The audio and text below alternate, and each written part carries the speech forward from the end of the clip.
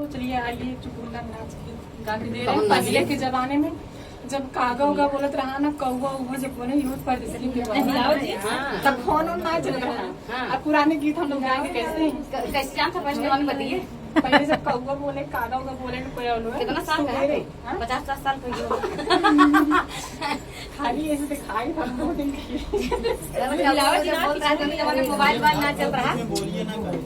हमारे नाती अम्मा बताती थी कैसे। हाँ कैसे कि काका गवा बोल दे के हमरे आई है काका गवा बोल दी है के हमरे आई है सब के हुआ वही ससुर मत आवई सब के हुआ वही ससुर मत आवई के हमरे नैहर में घुंघटा कढ़ई है के हमरे नैहर में घुंघटा कढ़ई है काका गवा बोल दे है के हमरे आई है काका गवा बोल दे के हमरे आई है सब के हुआ वही भसुर मत आवई सब के हुआ वही भसुर मत आवई के हमरे नैहर में रहिया बेरई है के हमरे नैहर में रहिया बेरई है काका गवा बोल दे के